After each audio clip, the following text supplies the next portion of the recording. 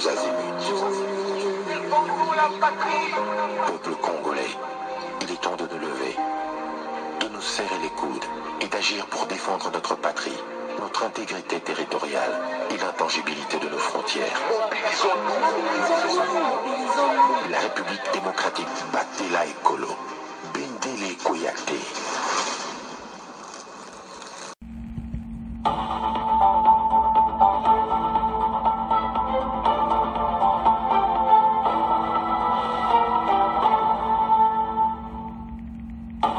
Bonsoir, bonsoir, bonjour, c'est Congo News 24. Bande Konanga, comme toujours avant de commencer notre émission, nous disons merci à Dieu. Nous disons merci à nos chers abonnés et téléspectateurs qui nous suivent partout dans le monde et en RDC. Bande Konanga, soyez les bienvenus. À la une, chers téléspectateurs, Oyo Kakabandeko, Trump a accepté le deal sur les minéraux de la RDC. Donc Trump a dit Tala Moussa Pilikolo, Matcheza Moboulou. Et de l'autre côté, Obalobaka, Doha en danger, report de discussion en cours, suivi AFC 123 et Kinshasa. Boko yoka ngambo ya AFC, bo yoka oyo Kinshasa balobi. Makambo eza minene bana mboka. Alors, le combat au site Kivu, nde makambo. Tous à la connecter. Chers téléspectateurs, émission Napsi Bandi et comme étant tout cela ensemble ma solo yamboka. Bande ko ban nouvelle à Kitoko pour la RDC, mais d'abord toko banda sur Oyo et en balance à Doha. Après Doha, toko kena sud Kivu na Kaleye et pas wapi le combat continue. Après, Trump a accepté le deal. Il y a RDC ma solo Kitoko. Alors, Bandeko, ndenge to lobawa, les deux camps bazana Doha. Mais juro balimba kutara bandeko nangai, ba reporter. Pourquoi? Ba divergence moka kusakanati. Donc, ezolak sa dia qui est en danger. Bandeko, sokozo tala dossier oyo. Au moins clairement été makambo yo tous sûr na doate. Mais une partie à résolution comme moi parce que solution va congolais a paysan. Tant qu'il n'y a pas la paix, les amours passent.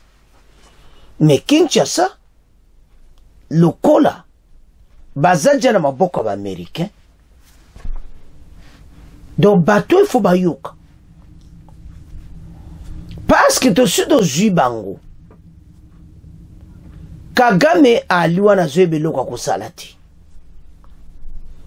Alors, maintenant, Doha a sala bentere ayi, bentere pe yaba américain. Alors, Doha a le plus grand acheteur ya or na RDC. Azo somba kote na biso. Azo somba kote Kagame. Kagame wa yiba kepa na biso ya somba apeku.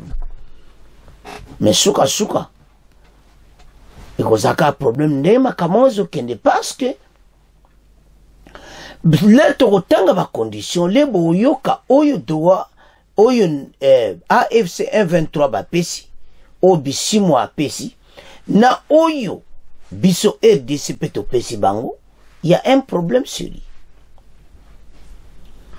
Bango ba yena ba problème na bango. O nezo soa bango. Nama bango ba yebete pour parler oyo. Il faut pas lukaka ba changwe indaga. Pourquoi? Parce que Assemblée nationale na biso aotika la kozonga simate sur mixage et brassage. Alors que point na bango munene obazana besoin yango wana. Général Makenga amona ki akomi général la kata FARDC. Ah! Ka gouvernement. Oh général Wilingoma na kata EDIS FARDC. Kaka yewana.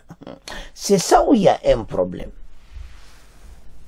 Mais soki bamikitisi dossier wana ekoko avance, mais Kinshasa baza na fungola na maboko. Résolution il y a 27 73 oyo bango fallait batosa retrait sans condition de l'armée rwandaise et retrait des AFC 123 de Goma et Kivu et Bukavu. Voilà Kinshasa si banque Goma Kinshasa bokite wana toko banda masulu bambe kuna baeno ya bango, mais soko tali on comprend que Doha est comme en danger. Je vous assure, chers téléspectateurs, Kagame alingi makambo wana ti. Kagame aza d'accord na yango ti, pe azo sepela na yango ti. Tanto tala biloko aboyi. Boso mwana teke makambo za minene. Et c'est là où il y a les problèmes. Il faut pas traiter yango. Mais comment? Parce que bango bazo sepelate kimia ekota kopa Kagame ekolala pongi. Kagame ayebi oyo Bulos ayebsaki na Kigali. Landa discours à Bulos na Kigali. Et ça direct que Rwanda a besoin de la compagnie américaine na Rwanda. Et ça a besoin de travailler maintenant na EDC. Na EDC de sudo yokani de travailler. Et maintenant, on a besoin de la paix dans la région de Grand Lac. Et Kagame dit que paix en Wezala. Maintenant, ça mutema zango. Ba paix na bino wana, ba paix na bino wana. Yangwana lobaki na bango, aller au diable. Après ka masolo wana, yangwana bwaka kimbwakila. Kagame a une situation difficile aussi. Mais il n'a qu'à avaler. Azana choiti. Parce que, ba américain baza pour kimia ezala déjà, masolo banda. Mais toujours il n'y a pas américain zanasuka. Kagame a vivre une situation difficile pour le moment. Bah pour parler on a un côté désordre. Total ane makambo kende. Mais ce qui est vrai était zappena en danger. Alors, Togolanda cet extrait. Tomé à quoi analyser. Est-ce que pour parler qu'on résiste? Parce que baïna ben terrain na bango. Donc pour AFC 23, bazana besoin de paix ba Congolais. D'abord ben terrain na bomba combat généraux na kata fardis. Makamo zaminene. Alors qu'il fallait discuter ça. Tant que tout ça quoi avance, bon l'action qu'on est bandili. Tolanda, bon to avancé, tout temps. Le pour parler direct bandi konangai. Oyo entre le gouvernement direct entre le gouvernement congolais et les rebelles de AFC a été reporté à une date ultérieure. Selon l'agence presse,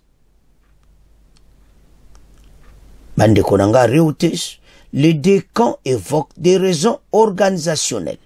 Cependant, d'autres sources confirment que les deux partis se trouvent bien à Doha. La délégation AFC conduite par le coordinateur adjoint Bissimo aurait posé plusieurs préalables qui présentent comme des mesures de confiance pour entamer des négociations directes avec le gouvernement congolais. De son côté, le gouvernement congolais exigeait un cessez-le-feu sans condition, notamment les retraits des rebelles des villes de Bukavu et de Goma. Nos sources évoquent des positions transmises à la médiation qatari qui annonce des décisions difficiles, dont l'issue dépendra de la volonté des deux parties à trouver un terrain d'attente. Toyo Kabek Sromibali, Bongoto avance. Le sommaire annoncé comme un tournant dans le processus de paix dans l'est de la RDC, les négociations directes entre le gouvernement congolais et les rebelles de l'AFC M23 prévues à Doha sont reportées. Selon l'agence de presse Reuters, les deux camps évoquent des raisons d'organisation. D'autres sources mentionnent des divergences sur les conditions de cessez-le-feu, notamment ce qui complique les perspectives des dialogues entre les deux délégations qui sont présentes au Qatar. Martial Papi Moukeba pour le reportage.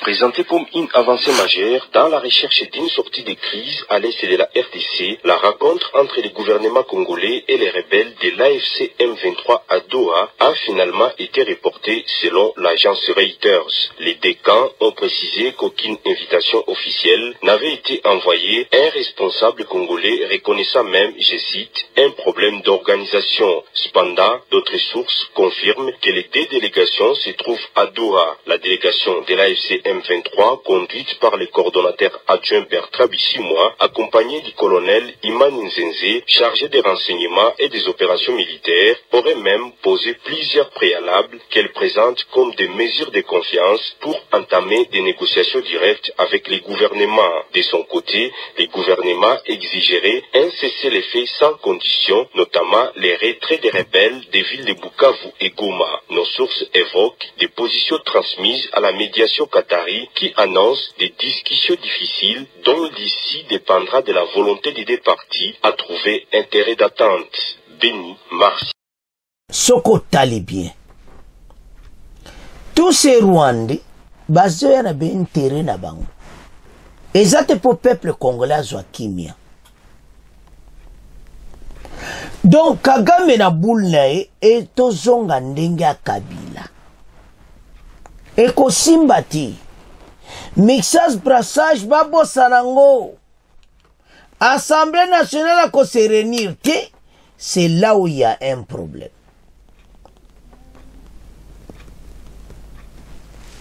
Makenga zo se présente à zone wakaza congolais.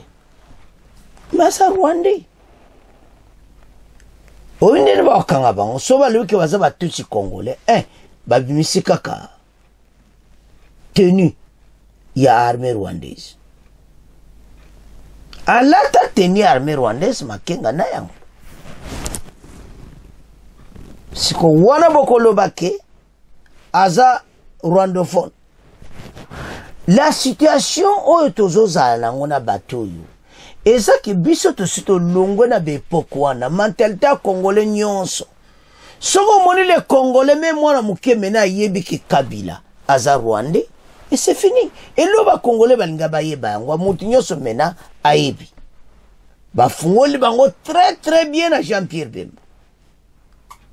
Donc muta ko douter sunango azati. La situation tozanango pour le moment pour parler oyo. Qatar a koko reçu comme pe koko échoué. Mais tozo souhaité que réussite eza. On a besoin de la paix parce que ce peuple-là a beaucoup souffert, bande konangai. Mais qu'est-ce que Kagame amène dans ces dossiers? Ndege tolandi wana. Et ces conditions, on a gouvernement congolais va pesi bango, va au respectant. Bon, on a qu'il y a un problème. Bango be bazomona ke biso sito zi Goma na Bukavu, il faut boyoko biso tokolo. Ça ne se fera pas comme ça. Toko benga na bino. Awa ezama kambo tozaba congolais, tozolo bango directement et te batika le sol, ba quitter le sol congolais. Pour parler tozana posana.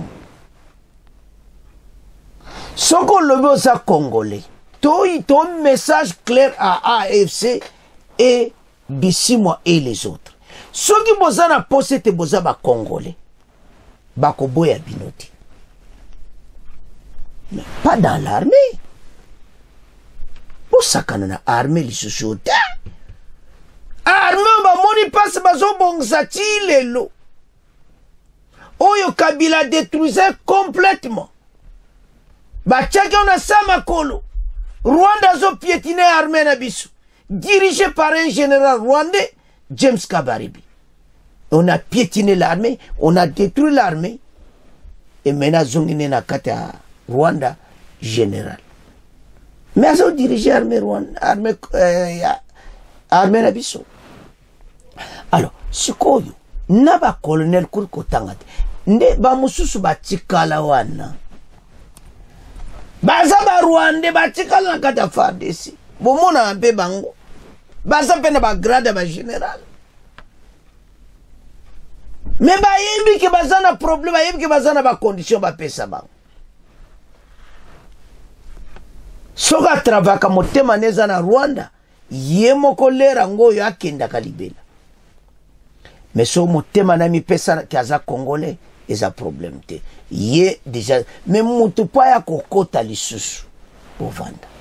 Boza jana ba représentant na bino kunata. Bako zwaka bo baza kunata. Bandeko, la dossier wana ya doa,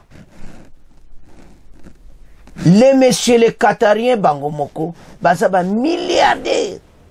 So ba yebisio mbongo yemo kaka yemo ko emira nango okokima.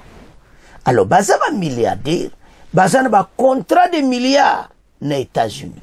Baza ba contrat de milliards na biso, baza na ba contrat de milliards na Rwanda. Oyo baba oloba Rwanda koyoka oya koyoka mena motema eza kosuwa. Mais qu'est-ce qui va se passer maintenant? Parce que biso zana flambeau 2773, il y a Conseil de sécurité de l'ONU où ils ont clairement que l'armée rwandaise sans condition va quitter le sol congolais. AFC M23 va quitter le territoire occupé. Ba lobi goma na Bukavu tena kati ya résolution. Donc ils ont toujours des problèmes.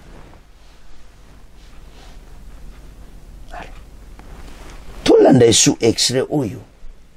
Kaka na makambango bongo to avancer parce que la situation oyo total ande makambo ezokende. Bande ko tango to la situation oyo. Ce qui doit le avancer ti. Toko kende wapi na dossier oyo. Mais to souhaiter que ba makambo ekende. Gouvernement congolais basa sous nati que ceux qui boyo quitté gouvernement congolais assure que bako bengana bango na makasi. Je vous assure de cause Hollanda. Au moins une résolution na 2773. Kay kwamba na bani menace. Tanga ko banda ba menace nango na Nations Unies eko salam. Je vous assure que la Mineta, au moins la ministère des Affaires étrangères Nabiso, elle travaille au sein de l'ONU, elle connaît comment ce système fonctionne. Yaumba Rwanda balingieti. Nyon sozo réussi ba débat nae. Tanga ko mema débat sikoyo. Ya renforcement ya résolution 2773. Bateau ba bebi na bango. Alors, tout le monde a clairement été terrain wana, il y a un petit problème 50%, 50%. Je crois que Bandeko toi d'accord parce que tout le monde a reporté déjà Batou Bazou au Canada. Voilà. Et donc, sans autant la situation, voilà Ndegezali. Alors, maintenant, tous les cas, na deuxième point, la guerre a calé eza ya kosaganati. Ba agglomération na maboko ya wazalendo. Et maintenant, armée rwandaise nani pe ba tomboki. De l'autre côté, il y a Lubero. Ba récupérer sur bateri na Lubero ya kosaganati. Donc tout ça quoi assister à Lubero et au Sud Kivu. Au Sud Kivu, biso tozo menacé tout. De ba comme kuto kalate ba okoma na bango. Do côté wana. Bukavu eza pena sous menace ete ba wazalendo ba kota peto zoya. Mais na côté kuna il y a un problème sérieux. Il y a le béro, babane pena ko forcer. Alors, bateau yo ba commis devant une situation difficile. Bazotala de l'autre côté le pour parler et de l'autre côté bazong les bitum. Alors que tous a besoin, il y a un propre cessez-le-feu. Mais vrai cessez-le-feu, écoutez quand la salamati. Yango far d'ici, des renforts en munitions, et à la penana n'enga propre. Tosenga ministre de la Défense, Bakonzi, Fachi Binonyo Bobongi Sabiso Bibunde la Makas. Parce que bateau, il n'écoute que les armes. Mais, toujours féliciter les Ouazalendo. On vous confirme que vraiment Calais, les Anamaboko Nabiso, malgré les combats dans quelques entités. Totanga, Pona Calais. Poursuite des combats dans le Kivu, malgré les négociations à Doha sur la médiation qatari. Les combats se poursuivent effectivement dans le nord et dans le sud Kivu. Toi, tous à côté droite, malgré la reprise des discussions entre le gouvernement congolais, AFC, à Doha au Qatar. Au sud Kivu dans le secteur Lamero, Calais, des combattants Ouazalendo ont repris une dizaine de localités, notamment Changi, Bukashu 1 et 2, ainsi que Nyanguru, selon les sources locales. Donc, on a pena, tozu pena ya kosakanate à Calais. Alors, bateau va que Calais déjà, ils ont aussi na Bukavu. Et ce moment a clairement été Wazalendo bako enfoncé directement na Katia Bukavu. Avec Oyo Bazanango pour le moment. Alors, Tolanda extrait Oyo, bon auto avance. Sur le terrain, au sud Kivu notamment, 8 agglomérations du territoire de Calais sont passées sous le contrôle des Raïa Mutomboki hier après des violents combats avec les rebelles du M23 soutenus par l'armée rwandaise.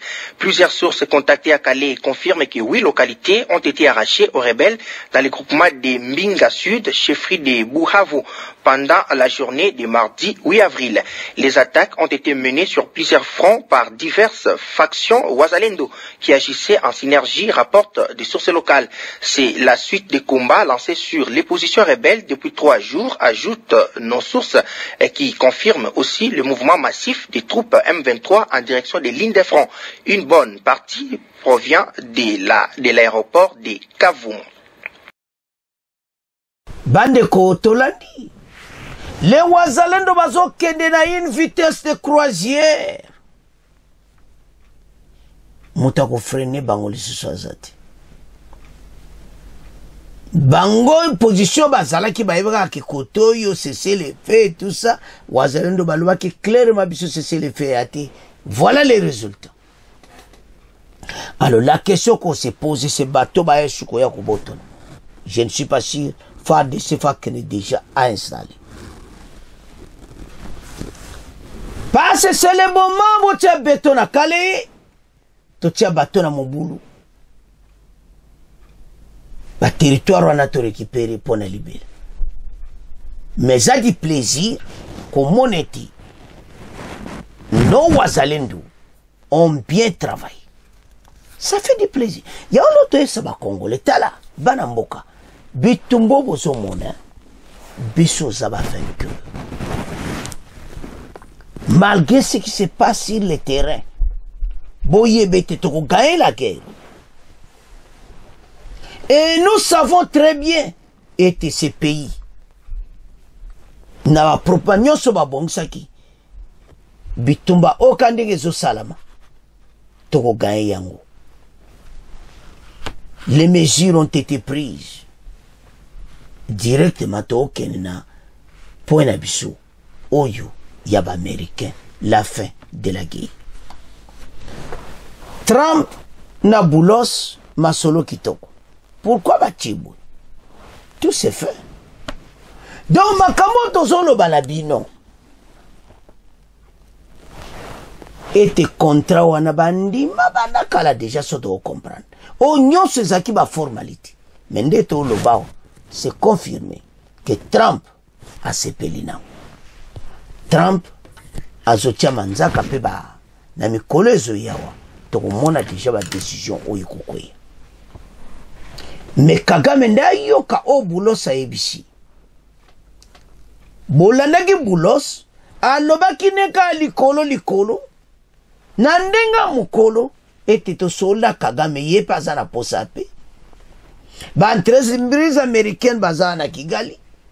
Et maintenant ba entreprise musuba okota na RDC, biso toyoka na RDC et puis na RDC.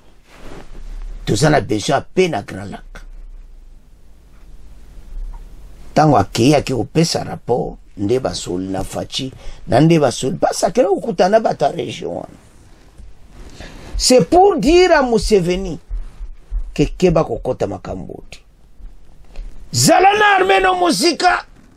C'est pour cela mwana na ye aiko bare ba tweet ne voilà kisangani makamono le bele bala na Twitter ba kisangani ezaki bit na ete mais amonika kesu kisangani te de la façon dont babulo bazaki nango ça ne marchera pas ekotika la kosalamati.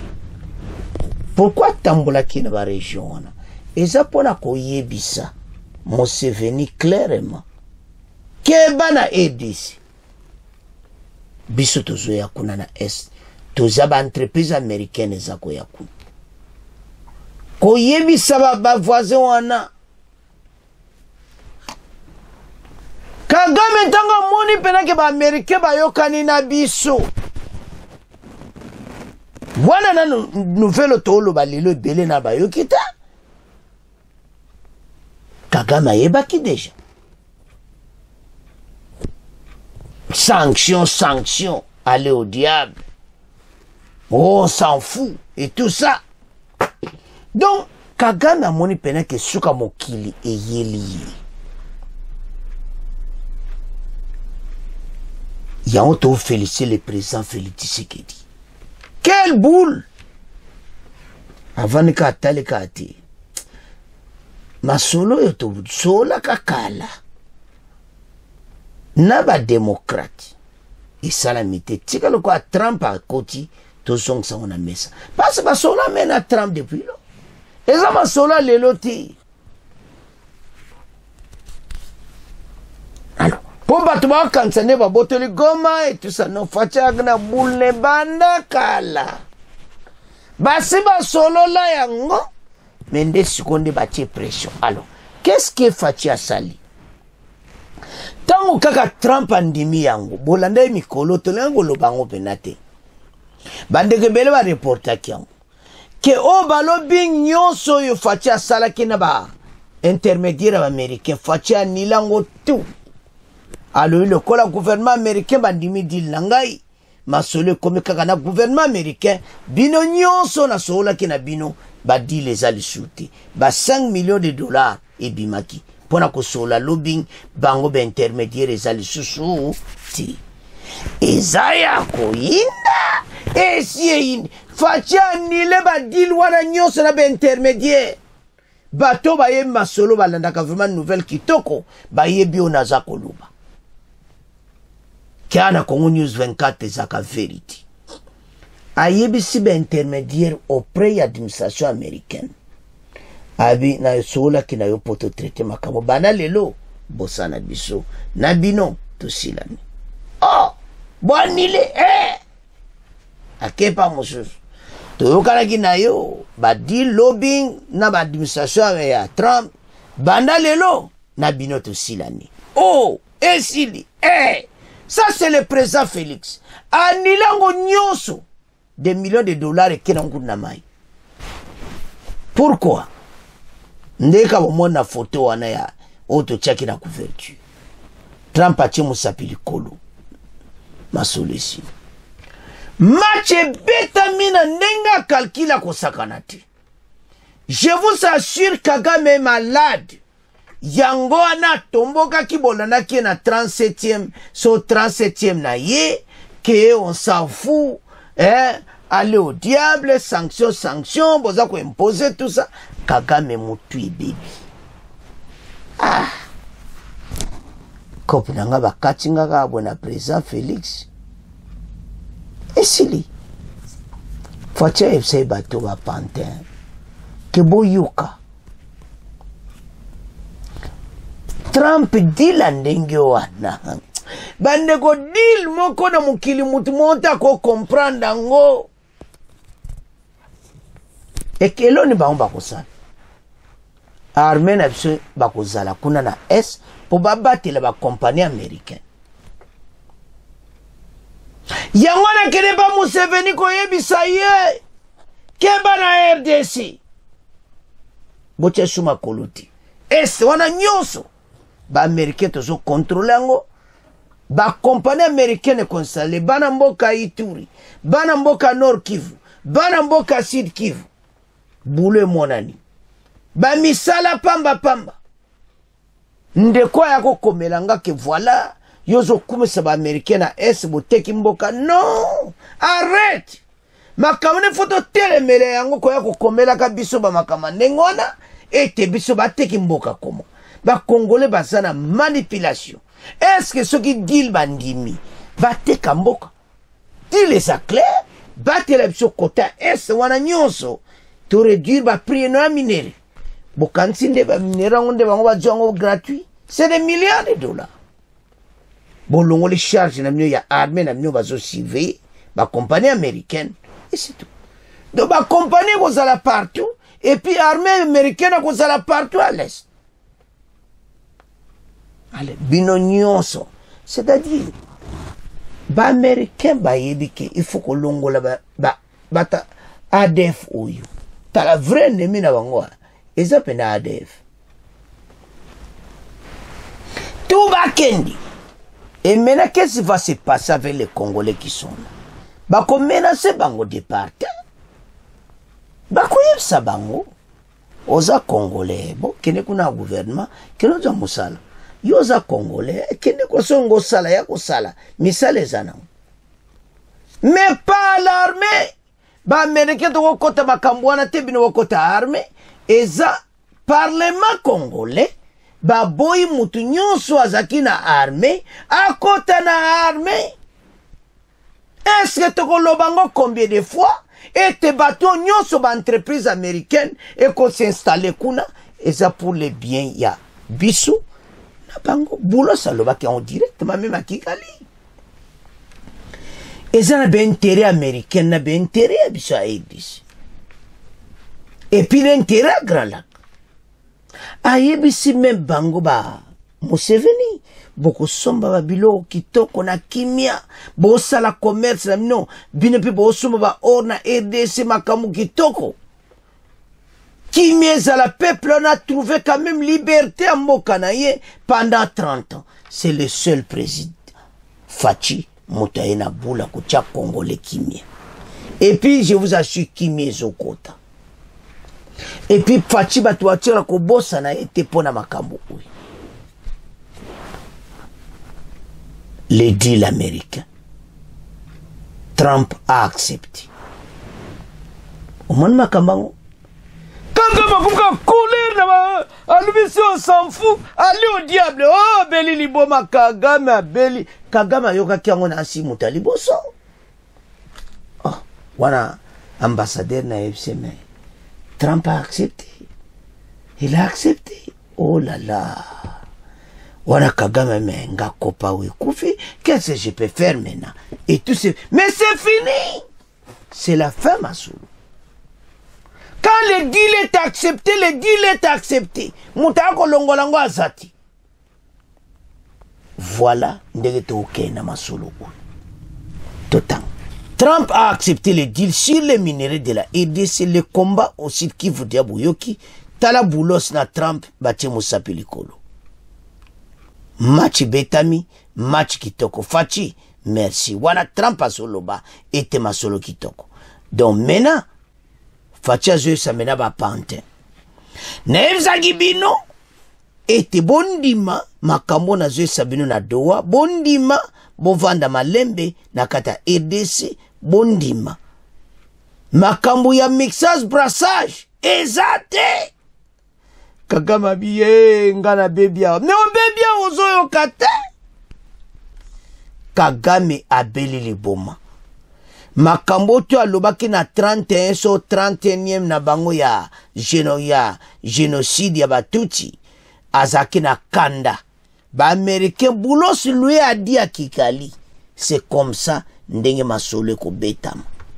Donc yo Kagame ndima parce que Trump a accepté le deal musapina likolo na bulos masolo betami alors fin masolo ngana ngai ba bebi na bango bazana kolera mabe bazoe bate loko nina kosala fachi masolo kitoko baidaboi kongola kutela kubosa na oti alors mena zo kebisa bango na Qatar ayebisi bango ki bakiti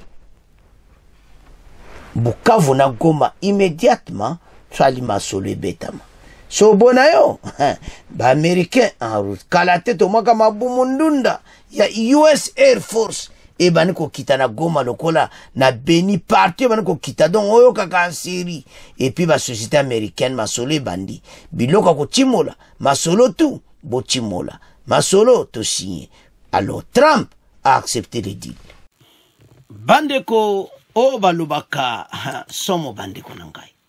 USA fournira formation, équipement militaire et troupes sur le terrain. Le Congo envisage un soutien militaire américain en échange d'un accès à des minéraux. Bandeko des sources gouvernementales de l'indiqué à la CNA, les États-Unis pourraient fournir une formation et des équipements militaires et éventuellement déployer des troupes sur le terrain en échange. Donc, ma troupe va causer sur le terrain. Ma kamouza kosakanate parce qu'il a accepté alors Trump masolo kitoko. Pour les États-Unis, cet accord serait une opportunité d'accélérer aux vastes ressources minérales essentielles du Congo, mais aussi un moyen de limiter l'influence de la Chine dans la région. Aujourd'hui, le Congo produit environ 70% du cobalt mondial. Le Congo est un important producteur du cuivre. Et puis, beti le solo, il y a uranium. Oyo et salaki bomba libusu. Alors, Banamboka, Tolanda extrait Oyo, bongo to avancé. Le Congo envisage un soutien militaire américain en échange d'un accès à des minéraux rares. Des sources gouvernementales ont indiqué à CNA que les États-Unis pourraient fournir une formation et des équipements militaires, et éventuellement déployer des troupes sur le terrain en échange. Pour les États-Unis, cet accord serait une opportunité d'accéder aux vastes ressources minérales essentielles du Congo, mais aussi un moyen de limiter l'influence de la Chine dans la région. Aujourd'hui, le Congo produit environ 70% du cobalt mondial. Le Congo est un important producteur de cuivre, a-t-il ajouté. Historiquement, l'uranium qui a contribué à la fabrication de la première bombe atomique provenait du Congo. Le Congo a donc toujours été au cœur du marché minier. Tant lobawa, bon mon photo anati. Donc c'est comme ça. Dit les a accepté. Et maintenant, azana situation mokona ebiti. Très très difficile. Position Oyo, Kagame et ses hommes bakominango. Bazoe bate lo wakosala. Ezalaki histoire et comme réalité. Était l'Est, les Américains ba osala histoire. Trump a quitté USA, ba compagnie américaine, non ça comme même ba Tesla, tout ça, pas autant ba batterie, toutes ces compagnies, ba ko s'installer na Est. Parce que biso to yebisa ba to ni makam to sala makana mboka na biso. Ba Congolais ba zo ba boulot. C'est comme ça. Alors, c'est quoi? Bo bazana ngamba Rwanda bazana problème parce que bazoma ba musuba o se retirer ba 4 on a aidé c'est là oyi place maïzo bima source place ma solezo betam. Le problème qui est là maintenant, tous ces gens au bakena qui mouvement ya wana mutamba zo sabatwana oh tout ba région de 123 boki o l'exaler pour rien bozana problème, on va vendre tout, on va vous arrêter aussi. C'est lui qui est encore venu à la batouane. Ma sonne ko beta mana bango, mais je vous assure que la majorité va se retrouver dans ces pays. Bako zalawana te. Alors, voilà des makamon zokindi. Match beta makitoko, toujours gagné yango. Alors, maintenant, bozomona te ke bakonzi baza sage yango bandeko balingaka kochange masolo atala bateki mboka na baaméricain. Il faut arrêter tout ça. Moto azoloba bongo boyebisa ese motune eza bien. Les deals eza deal. Avec la sécurité à l'est, peuple en a paiement, a un vrai boulot, et puis moutache sous ma colonne kunati. Bakoyela bino ba drone ndenge na ya bambwa. Drone mbwa zokota la kata zamba. Yozo mona kaka mbwa penako, mais drone tango betaka bwenta ezongelo kanelongi. Tala ces gens bako pakata mbango. Baba na kokanga ba musuna maboko. Biloko ba okotsa na zamba, Amerika ko salaka téléguidé. Na likolo bazo piloni. Et tout ça, c'est fini. Mais on va pas arrêter là. Toko tchabami. Parce que tu récupérer l'intégrité territoriale, c'est na kimia nyonso. Ils n'ont rien à dire, bongo lero yo. Kagame azotoka basaka bakolta na grande vitesse de croisière. Donc bazoye beloni ya kosala te en vitesse. Ba récupérer kaka nyonso. Avant même, bana Trump à US Air Force, banyata makolo na Est, na ba société américaine. Alors, bango kuna bazoya bitumbati. Tozala clair, bazoya kobatela ba société américaine. Yolngo sa mobulu kuna société américaine ne omoni bango. Bama yeko batela ese koma na kimia, motu bitumbeza li susute, et loko mogote, parce on va vous pousser tina kati ya zamba. Yango na quelques groupes armés, et rangoyo kiti zamba. Message ça clair, sans kozonga sima, et ma solo, et c'est simbi, tout, et tikal kaka, ba appliqué, et makamango banda. Yango ba efsi ba on a doa, ki boyoka. Ce qui boyoki te, bozana problème sur lui. Mais nananga les autres, bazotala likolo batalise, babiato kusuka, wapi bilia kibino bikoki na mutra mna ngaki asaterir kuna akoya aya komona makamu na yi. Alors bana mboka c'est à ce point comment clôturer mission na biso bon continuer ko s'abonner massivement bon partager au revoir à la prochaine.